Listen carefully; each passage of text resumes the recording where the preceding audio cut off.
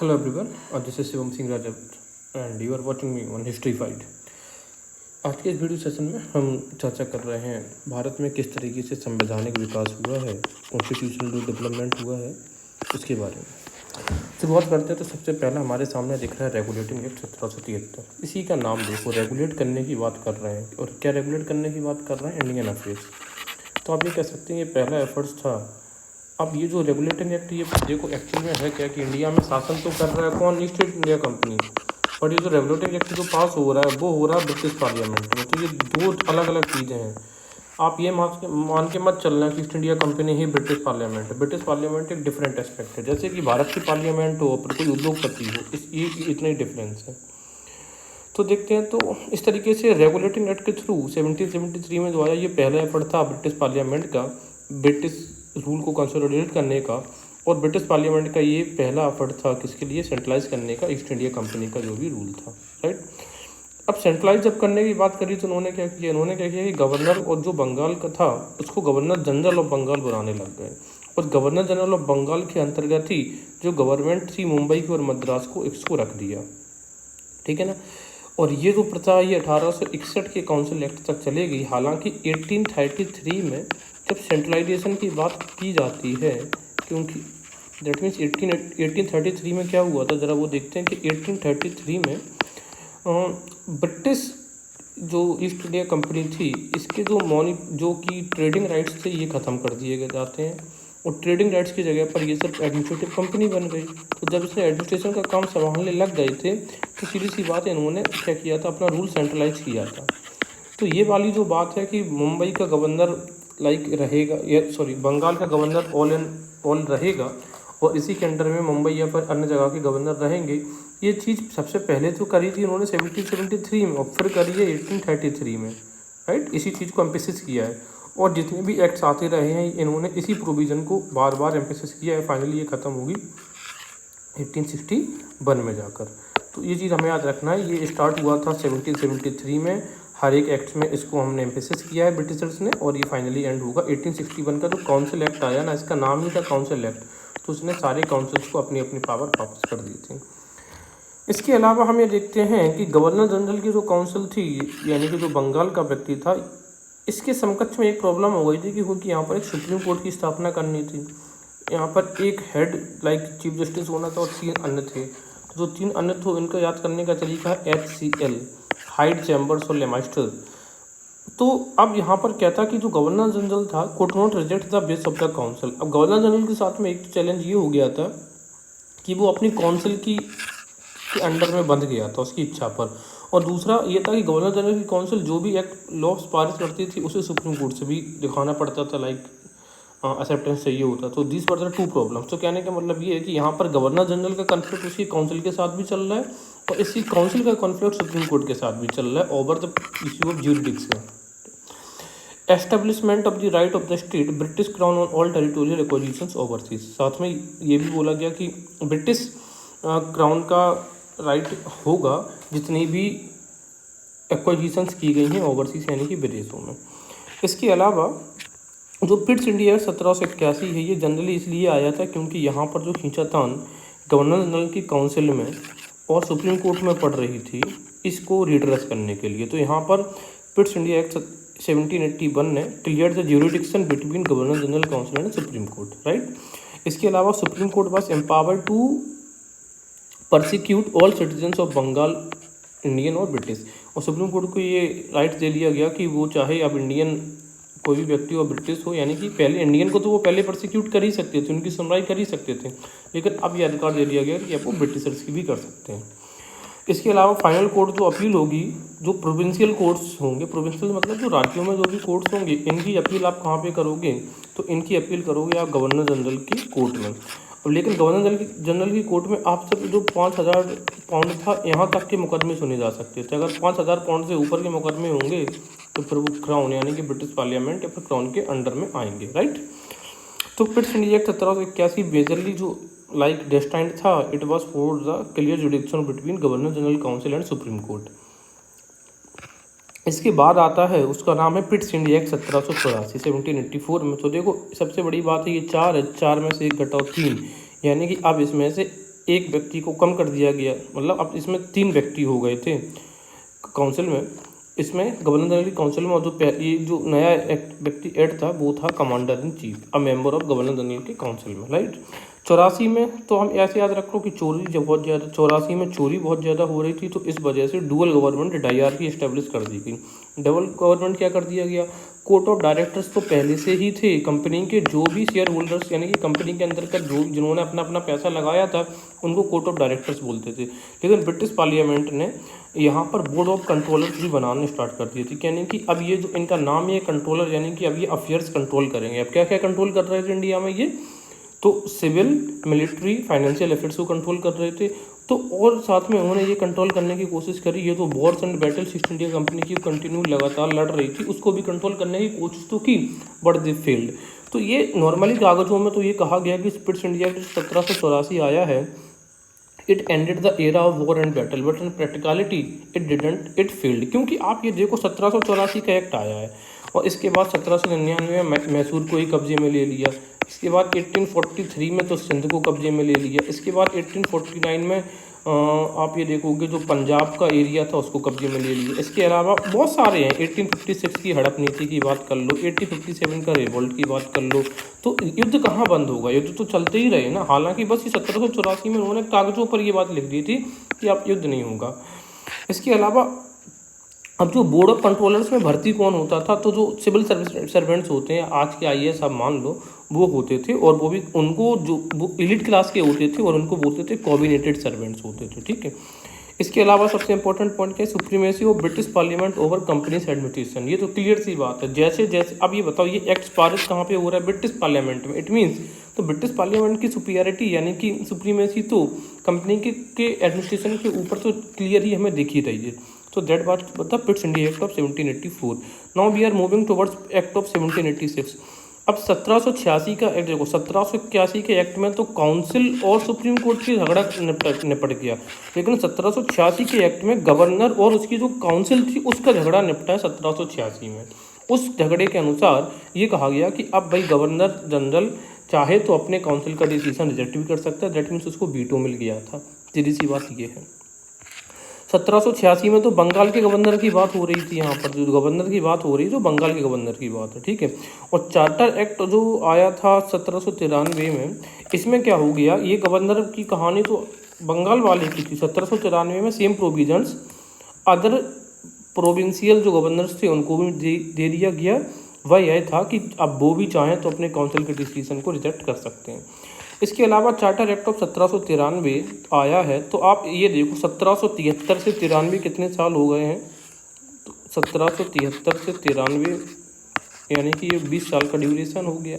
यानी कि यहाँ पर जो ईस्ट इंडिया कंपनी को ट्रेड प्रिविलेजेस जो मिल रहे थे वो हर 20 साल के लिए मिल रहे थे, एक्सटेंड होते थे, ठीक है।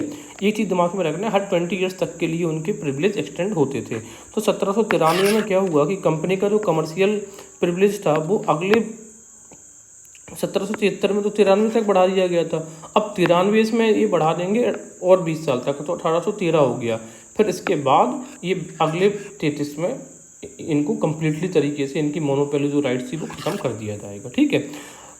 हालांकि 1813 में उन्होंने क्या किया था कि इनके ब्रिटिश की मोनोपोली तो ख़त्म कर दी थी, लेकिन except trade of tea with India, India के साथ में इनकी चाय पर तो मोनोपोली रही और चाइना के साथ पूरी ट्रेड पर मोनोपोली बनी रही। लेकिन 1833 में ये दोनों जो एक्सेप्शंस जो थे 1813 के एक्ट में वो भी ख़त्म कर दिए गए। कहने का मतलब ये था कि ऐसा नहीं था कि कंपनी अब ट्रेड नहीं कर रही थी, ट्रेड तो कर रही थी, बट मोनोपोली राइट्स ख़त्म कर दिए गए थे ओनली। तो 1773 प्लस 20 93, 93 प्लस 20 1813, और 1833 में इन्होंने कंप्लीट मोनोपोली एंडेड। इसके अलावा ये वाली चीज़ तो मैंने आपको बता दी है। Commander not to be member of governor general से काउंसिल, और ये भी बड़ी बात हो गई कि जो कमांडर होना था वो चाहे तो अब अलग से अपॉइंट हो सकता था, ये ज़रूरी नहीं था कि गवर्नर जनरल का काउंसिल का ही कोई व्यक्ति हो। अब ये जो कमांडर की बात हमने 1784 के ये वाला एक्ट जो देखो यहाँ पर करी थी, ठीक है। और इसको 1784 का एक्ट में जब इसको अपॉइंट किया गया था तब इसको गवर्नर जनरल की काउंसिल का मेंबर होना था, बट 1793 में यानी कि ठीक 11वें जो एक छोड़ एक के बाद क्या बोल दिया गया कि ये ज़रूरी नहीं कि वो गवर्नर जनरल के काउंसिल का मेंबर हो, कौन, कमांडर। इसके अलावा जो पेमेंट्स अब होने लग गए थे वो इंडियन रेवेन्यू से होने लग गए थे, जो इंडिया से जो रेवेन्यू कलेक्ट होता था, इससे पहले वहीं से अपना ड्रॉ कर रहे थे सैलरीज। तो ये इंडिया का ड्रेन ऑफ वेल्थ का कॉन्सेप्ट यहाँ पर अप्लाई होने लग गया कि इंडिया से धन कहाँ ले जाया जा रहा है, ईस्ट इंडिया कंपनी के लोग। और ये भी पूछा जा सकता है एग्जाम में, क्लियर सी बात है कि इंडियन रेवेन्यू से जब अपना वो सैलरी कब ड्रॉ करने लग गए, तो आप बोलोगे 1793, रेवेन्यू 93। इसके अलावा चार्टर एक्ट ऑफ 1813 आया। चार्टर ऑफ 1813 में ये कहा गया, जैसे कि हमने पहले डिस्कस कर लिया था, कि इसकी जो कंप्लीट एंड कर दिया गया ट्रेड मोनोपोली से। ऐसा नहीं था, हमने 1813 में ब्रिटिशर्स ने ईस्ट इंडिया कंपनी पर की जो ट्रेड मोनोपोली थी वो एंड तो किया, लेकिन दो एक्सेप्शंस बने रहे। क्या कि इंडिया के साथ में उनका ट्रेड कंटिन्यू रहा और चाइना के साथ में उनका पूरा ट्रेड कंटिन्यू रहा, राइट। टी के अलावा इंडिया से अदर चीज़ों पर उनकी मोनोपोली खत्म हो गई थी, और कंप्लीट मोनोपोली उनकी कब खत्म हुई है, 1833 में। और 1833 में वो एक कह सकते हैं जो कि ट्रेडिंग कंपनी थी, वो ना होकर आप सिर्फ एक एडमिनिस्ट्रेटिव कंपनी रह गई थी। इसके अलावा 13 में ही टैक्स लगाने लग गई थी लोकल गवर्नमेंट, तो 13 में टैक्स। ईस्ट इंडिया कंपनी का डिविडेंड फिक्स कर दिया गया था 10.5%। कब? 13 में। अगर अब ये याद कैसे रखेंगे, ये बताओ। 10.5% है, इसके आसपास कौन सा एक्ट आएगा? 10 के आसपास 33 आएगा? नहीं, 13 आएगा, यस आएगा, ठीक है। इसके अलावा हमें क्या, ईस्ट इंडिया कंपनी का डिविडेंड कितने पर फिक्स किया गया था? 10.5% पर। इसके अलावा मिशनरी एक्टिविटीज़ इंडिया में अलाउड कर दी गई थी। उसका हेडक्वार्टर बना था कहाँ पर? कोलकाता में। मिशनरी एक्टिविटीज दैट मीन्स का conversion from Hinduism Muslim to Christianity. और पहली बार 1 लाख रुपए भारतीय शिक्षा को दान हेतु दिए गए थे, और यहीं से डिबेट स्टार्ट होती है जो कि लाइक कि शिक्षा देसी भाषा में दी जाए या फिर विदेशी भाषा में दी जाए। इसको हम बोलते हैं oriental versus vernacular debate of language. तो 1813 में हमने क्या देख लिया, और इम्पोर्टेंट चीज़ है 13 में टैक्स और डिविडेंड 10.5%। 13 की बात करते हैं 1833 की। तो 1833 में क्या किया गया है, क्लियर सी बात है कि ट्रेड एक्टिविटीज़ पूरी तरीके से ख़त्म हो गई और कंपनी अब बन गई है एडमिनिस्ट्रेटिव बॉडी। जब एडमिनिस्ट्रेटिव बॉडी बनेगी फॉर नेक्स्ट 20 ईयर्स, अगले 20 साल के लिए इनका सिर्फ काम क्या है, एडमिनिस्ट्रेशन के लिए, ठीक है। और इसके बाद फिर एक्ट आएगा 1853 वाला। अब जब एडमिनिस्ट्रेटिव बॉडी बन गई है, तो जो गवर्नर जनरल ऑफ बंगाल था, इसको क्या बोला गया, ये पूरे इंडिया का गवर्नर जनरल है। तो जब ये पूरे इंडिया का गवर्नर जनरल है, पूरे इंडिया का, तो ये अपने आप शक्तियों का सेंट्रलाइजेशन करेगा या नहीं करेगा? क्लियर सी बात है। तो सेंट्रलाइजेशन उसने किसका किया? लेजिस्लेचर का किया। तो जब लेजिस्लेटिव पावर्स अपने पास उसने सेंट्रलाइज करी, तो उसका मतलब ये हो गया कि जो बंगाल का गवर्नर था, अब यानी कि बंगाल का गवर्नर या गवर्नर जनरल ऑफ जो इंडिया था, वो मुंबई और मद्रास की लेजिस्लेटिव पावर्स इसके पास ही आ गई। तो ये सेंट्रलाइजेशन हुआ। दूसरी, एडमिनिस्ट्रेशन में क्या हुआ, जो सिविल और जो आर्मी अफेयर्स थे वो भी इसी के पास हो जाएंगे, गवर्नर जनरल ऑफ इंडिया के पास। अच्छा, अब हमें एक चीज़ क्या देखनी है कि इस समय 1828 से लेकर 1836 तक का जो गवर्नर काम कर रहा था, वो कर रहा था लॉर्ड विलियम बेंटिक, ठीक है। कौन काम कर रहा था? William Bentinck. तो हम ये कह सकते हैं कि लॉर्ड विलियम बेंटिक अंतिम गवर्नर जनरल ऑफ बंगाल था और first governor general of India था। अब ये गवर्नर जनरल ऑफ इंडिया ही अपने आप में सिग्निफाई करता है सेंट्रलाइजेशन को। इसके अलावा एडमिनिस्ट्रेटिव का पहला फीचर तो हमारे पास है, गवर्नर जनरल ऑफ बंगाल से गवर्नर जनरल ऑफ इंडिया बना। एडमिनिस्ट्रेटिव का दूसरा फीचर हमारे पास है कि अब जब ये बताओ एडमिनिस्ट्रेटिव बॉडी ये हो गई, तो फंक्शनिंग के लिए और व्यक्तियों की वृद्धि भी तो चाहिए उस काउंसिल में। जो अब तक तो सिर्फ 3 सदस्य थे, हमें याद करो 1784 -1 4 -1 यानी कि 3। और जो तीसरा व्यक्ति जो ऐड हुआ था वो कौन? कमांडर था, राइट। तो अब 1833 यानी कि 3 में 1 जोड़ दो तो कितना हो गया? 4। तो चौथा मेंबर ऐड हो जाता है यहाँ पर, और जो चौथा मेंबर ऐड होता है वो क्या होगा? एक्सपर्ट इन लॉ होगा। लॉ में एक्सपर्ट क्यों? क्योंकि एडमिनिस्ट्रेशन चलाना है आपको, और जब एक्सपर्ट ये लॉ में होता है। अब ये बताओ, इसके अलावा दूसरा फीचर भी ये दे सकते हैं कि जब एडमिनिस्ट्रेटिव बॉडी बनेगी, एडमिनिस्ट्रेशन चलाना है, तो उसके लिए हमें लॉ को जानना जरूरी है। तो लॉ कमीशन भी बना हो, किसके अधिष्ठान में? Lord Macaulay. फाइनली इसने क्वालिफिकेशन कंप्लीट किया है 1837 में, अपॉइंटमेंट 1833 एक्ट के अकॉर्डिंग हुआ है। और इसी जब एडमिनिस्ट्रेटिव चलाना है, तो आपको कहने का मतलब ब्यूरोक्रेसी भी चाहिए। इसी वजह से 1833 के एक्ट ने जो जुडिशियल पोजीशन है वो इंडियंस के लिए ओपन कर दी थी, राइट। तो आप सब चीज़ कनेक्ट है सिर्फ इस पॉइंट से, एडमिनिस्ट्रेटिव बॉडी से, ठीक है। ट्रेड एक्टिविटीज़ खत्म करके एडमिनिस्ट्रेटिव बॉडी बनेगी, तो देखो एक्स/इन लॉ चौथा मेंबर भी होगा, सेंट्रलाइजेशन तो ये करेंगे, लॉ कमीशन का अपॉइंटमेंट होगा, जुडिशियल पोजीशंस भी इंडियंस के लिए ओपन होगी। इसी के साथ साथ में यूनिवर्सल प्रिंसिपल ऑफ ज्यूरिस्प्रूडेंस भी स्टार्ट होता है कब? 1833 में। ये लॉ से ही रिलेटेड है ना। Civil procedure code 1859, Indian penal code 1860 और क्रिमिनल प्रोसीजर कोड 1862। हालांकि अब तक ये एग्जिस्ट करते थे 2024 में अभी होम मिनिस्ट्री ने इसको नल एंड वॉइड कर दिया और भारत संहिता करके न्यू कोड्स आ गए हैं। ठीक है, भारत संहिता। बस इसके अलावा अब जब इन्होंने एडमिनिस्ट्रेशन की बात करी है तो 1833 का एक इंपॉर्टेंट फीचर ये था, वैसे तो सेंट्रलाइजेशन की बात कर रहे हैं लेकिन यहाँ पर बंगाल प्रेसिडेंसी को स्प्लिट करने की बात करी। और क्या बोला कि बंगाल प्रेसिडेंसी आप देखोगे फोर्ट विलियम प्रेसिडेंसी 2 पार्ट्स में डिवाइड हो जाए। देखो बात ये है, ये थोड़ा सा अगर आप मैप तरह बना के आप समझो, इंडिया का ये वाला part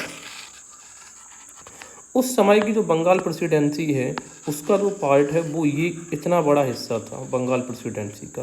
that means Uttar Pradesh का ये वाला जो इलाका आपको दिख रहा है, ये आगरा वाला एरिया, ये वाला इलाका भी उत्तर प्रदेश का था। तो ये कह रहे थे कि एक इस एरिया में जो बंगाल है यहाँ पर एक बना देंगे फोर्ट विलियम, और इस एरिया में आगरा का यहाँ पर एक न्यू प्रेसिडेंसी बना देंगे, आगरा प्रेसिडेंसी, जिससे कि यहाँ पर वो 2 डिवीज़न करना चाहते थे। ठीक है, कि बंगाल प्रेसिडेंसी को 2 भाग में बांट देंगे, लेकिन ये कभी इम्प्लीमेंट ही नहीं हो पाया। ये हमेशा याद रखना है। 2 प्रोविजंस आपको पूरे नेक्स्ट में याद रखने हैं जो कभी इम्प्लीमेंट नहीं हो पाए। एक तो स्प्लिट ऑफ बंगाल प्रेसिडेंसी कि आगरा प्रेसिडेंसी और फोर्ट विलियम प्रेसिडेंसी में स्प्लिट हो जाए, नहीं हो पाया। और दूसरा है गवर्नमेंट ऑफ इंडिया एक्ट जब 1935 आएगा उसमें जो फेडरलिज्म वाला फीचर है ये भी कभी इम्प्लीमेंट नहीं हो पाएगा। That's it. अच्छा, तो लेकिन फिर भी अब एक क्वेश्चन ये भी दिमाग में आता है कि एक न्यू आगरा प्रेसिडेंसी का गठन तो 1834 में हुआ है। अब एक बताओ मुझे, एक स्टेटमेंट आ जाए कि आगरा प्रेसिडेंसी 1834 में गठित हुई थी, पहला स्टेटमेंट। दूसरा स्टेटमेंट है इसको 1833 एक्ट के अंतर्गत एस्टेब्लिश किया गया था, तो आप बोलेंगे हाँ सही है, क्योंकि आपको क्या लगेगा 1833 में एक्ट आया था, 1834 में पास किया गया था। तो आंसर इज नो। आंसर ये वाला आप वर्ड देखो, न्यू प्रेसिडेंसी। आगरा प्रेसिडेंसी 1834 में बनी तो ये बात तो सत्य है, this is exact true, crystal and clear, no doubt. But ये आगरा बंगाल प्रेसिडेंसी से अलग होकर नहीं बना था, इसका स्प्लिट नहीं हुआ था, अलग हुआ तो था, स्प्लिट नहीं हुआ था। इट मीन्स आगरा एक न्यू प्रेसिडेंसी बनी थी। यानी कि कहने का मतलब ये है कि यहाँ के और जो आसपास के कुछ एरियाज थे उनको मिलाकर आगरा प्रेसिडेंसी का निर्माण किया गया था। तो आगरा प्रेसिडेंसी बनी 1834 में है, बट स्प्लिट होकर नहीं बनी थी। कैसे बनी थी आगरा प्रेसिडेंसी? आगरा प्रेसिडेंसी बनी थी न्यू प्रेसिडेंसी। That's it.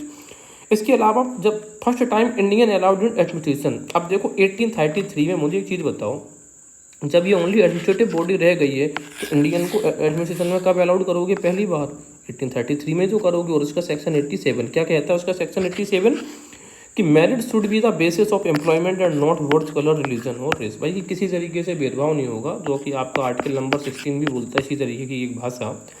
और अब इंडियंस को शामिल किया जाएगा। तो देखो यहाँ की जो यूएसपी है इसका, इस पूरे एक्ट को याद करने का सिर्फ एक ही पॉइंट है, एडमिनिस्ट्रेशन। जब एडमिनिस्ट्रेशन करोगे उसी के लिए आपने सब तामझाम रचा है, उसी के लिए आपने सेंट्रलाइजेशन की बात कर रहे हैं, उसी के लिए आप लॉ का मेंबर अपॉइंट कर रहे हैं, लॉ कमीशन भी कर रहे हैं, जुडिशियल ओपीज।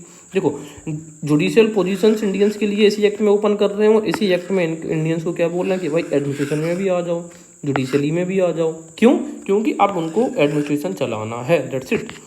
इसके अलावा 1833 के एक्ट में एक इंपॉर्टेंट चीज़ है, मिटिगेशन ऑफ स्लेवरी की बात या एलिमिनेशन ऑफ स्लेवरी की बात कही गई, जिसको बोलते हैं गुलामी या दास्ता।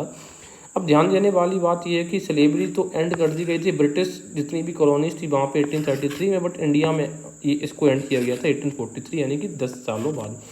स्टेटमेंट पूछा जा सकता है कि इंडिया में स्लेवरी पहले एंड हो गई थी ब्रिटिश पोजीशन की अदर कॉलोनीज के कंपैरिजन में, तो नहीं, ये गलत है। इंडिया में तो 10 साल बाद हुआ था।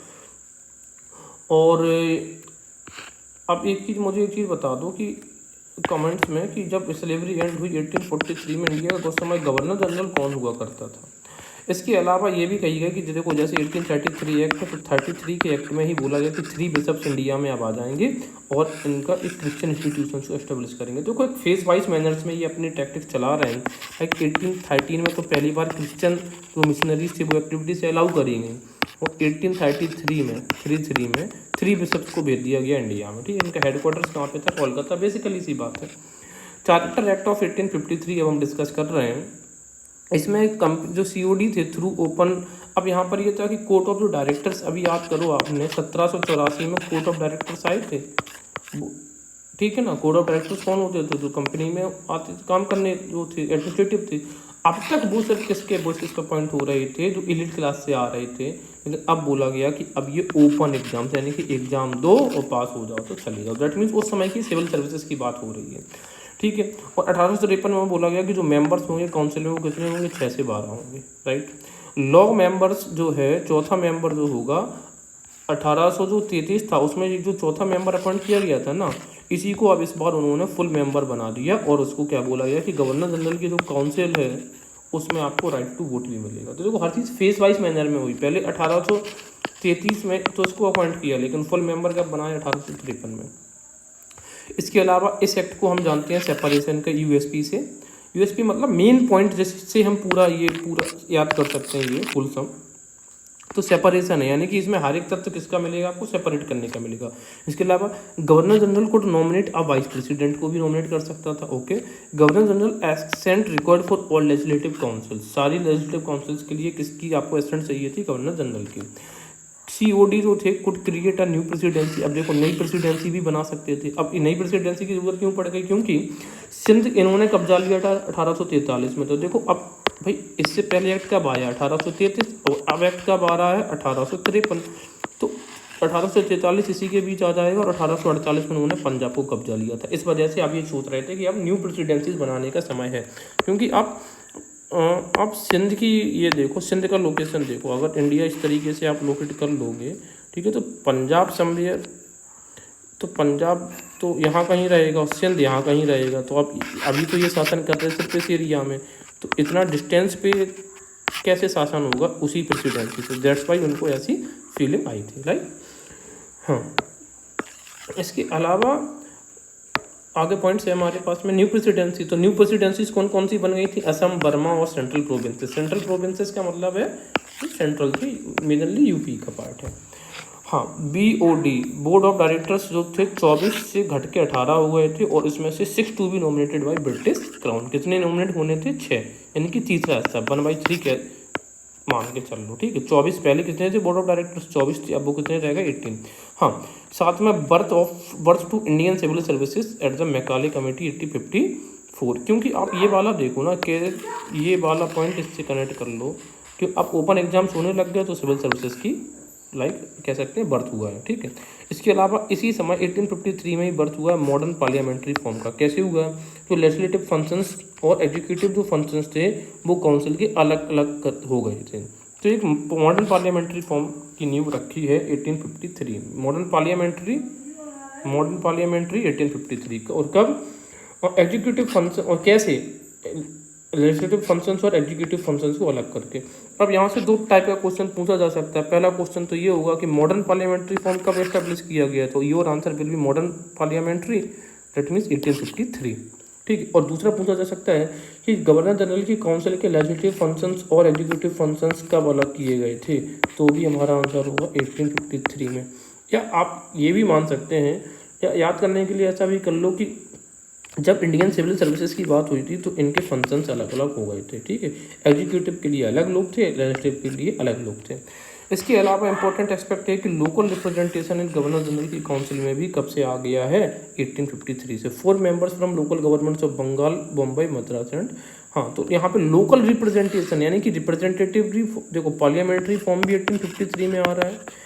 इसके अलावा रिप्रेजेंटेशन भी, लोकल रिप्रेजेंटेशन की बात हो रही है, वो भी 1853 में आ रहा है। हालांकि अभी हम एक और देखेंगे 1893 में, यहाँ पे भी रिप्रेजेंटेशन फॉर्म यहाँ पे एक्चुअल में लागू होगा। इसके अलावा हाँ, अब 4 मेंबर जो लोकल गवर्नमेंट्स के कहाँ से? बंगाल, मुंबई, मद्रास और NWFP, north west frontal province, that means Sindh और थोड़ा सा एरिया था गुजरात वाला। It extended the company's rule for indefinite period unlike the previous charter acts. Thus it could be overtaken by British government at any time. ये provision बहुत important हो जाता है। क्यों हो जाता है ज़रा इसे समझ लेते हैं। देखो, सबसे पहले जो कंपनी थी, तो कंपनी ने सबसे पहले तो 1773 का एक्ट आया। 1773 के एक्ट में क्या बोला कि 20 साल तक के लिए शासन बढ़ जाएगा, तो आगे 1793 का एक्ट। फिर 1793 का एक्ट आया तो बोला अब 20 साल के लिए और तो बोला 1813 तक। 1813 में क्या बोला कि आपकी मोनोपोली तो ख़त्म हो जाती है, लेकिन टी का ट्रेड जो इंडिया से हो रहा था ये बना रहेगा, और चाइना के साथ आपका जो ट्रेड हो रहा है ये भी बना रहेगा। 1813 में ये फिर प्लस करते हैं और क्या बोलते हैं कि ठीक है अब अगले 20 साल तक के लिए आप देख लो। 1833 की बात आ गई। 1833 में उन्होंने क्या बोला कि आप ट्रेडिंग कंपनी तो आप ख़त्म हो जाते हो, अब क्या बनोगे अगले 20 साल के लिए, आप क्या बनोगे एडमिनिस्ट्रेटिव कंपनी। तो इनका जो टाइम पीरियड था वो फिर से ईस्ट इंडिया कंपनी का 20 साल के लिए बढ़ा दिया। तो अब समय कितना आ गया, 1853 आ गया। तो जब 1853 आ गया, अब 1853 के बाद उन्होंने ये सीधे सी बात बोल दिया कि अब तुम्हारे साथ जो हम एग्रीमेंट कर रहे हैं वो इंडेफिनिट टाइम के लिए। इंडेफिनिट का मतलब होता है अनिश्चित समय, पता नहीं है कि आप अगले कितने, क्योंकि देखो जब तक ये अगले 20-20 साल के लिए कर रहे थे तो क्लियर था कि भाई 20 साल तक तो रूल कोई हमें करना ही है, तो ये चीज़ें क्लियर हो रही थी। तो इंडेफिनिट टाइम के लिए इन्होंने कब किया, 1853 में। हालांकि इंडेफिनिट टाइम वो आया कैसे, 1858 और क्यों 1857 में तो रिवॉल्ट हो गया, तो इस वजह से इंडेफिनिट टाइम आ ही गया। वो तो फिर 1858 में इसको ओवरटेक कौन कर लेगा, क्राउन कर लेगा। इसी वजह से 1853 इसकी म्याद मानते हैं, लास्ट थ्रेशोल्ड है। अच्छा, अब देखो 70 ये सब 20 साल के में आ रहे हैं। इसी वजह से दो जो आपने पढ़े हैं एक्ट्स, दो जो एक्ट्स अभी हम लोग पढ़ के आए हैं, एक पिट्स इंडिया एक्ट 1781 का और पिट्स इंडिया एक्ट 1784 वाला। इसी वजह से ये दो एक्ट बहुत स्पेशल बन जाते हैं। अगर आप कभी इंटरव्यू वगैरह फेस करेंगे तो मैंने जो इंटरव्यू सेशन कंडक्ट किए हैं, तो जब दूसरे एक्सपर्ट्स आते हैं तो मैंने उनको देखा है कि जैसे मैं क्वेश्चन बहुत डाइवर्स पूछ रहा हूँ, तो जब वो एनसीईआरटी से क्वेश्चन पूछते हैं तो वो जनरली इन दो एक्ट्स को भी टारगेट करते हैं। ठीक है, सबसे ज़्यादा इन्हीं को उन्होंने टारगेट किया। क्यों टारगेट किया है, क्योंकि ये दो स्पेसिफिक एक्ट्स हैं। और जो पिट्स है ना, ये जो पिट्स नाम है, ये क्या है कि ये अब उस समय का पीएम था ब्रिटिश में, ब्रिटिश पीएम था, उसी का नाम था पिट्स। ठीक है, हाँ। तो अब 1781 और 1784 की इसी वजह से पिट्स इंडिया। अब देखो 1781 का किस लिए आया था हमें पता है, काउंसिल वर्सेस जो सुप्रीम कोर्ट चल रहा था ये ख़त्म करने के लिए। ठीक है ना। और 1784 का जो एक्ट आया था, इसमें क्या डुअल गवर्नमेंट स्टार्ट कर दी थी, बोर्ड ऑफ कंट्रोलर्स और कोर्ट ऑफ डायरेक्टर्स। ठीक है, और डुअल गवर्नमेंट के साथ 84-1 यानी कि 3 लोग हो गए थे। और तीसरा व्यक्ति था, वो किससे रिलेटेड था, वो था कमांडर। Right, okay. सो ये चीज़ें अभी हम समझ गए हैं। अब अगला हम जो पार्ट स्टार्ट करेंगे वो 1858 के एक्ट पे स्टार्ट करेंगे। आई होप आपको चीज़ें समझ में आई होंगी। आप एक बार क्विक इनको रिवाइज कर सकते हैं। Thank you.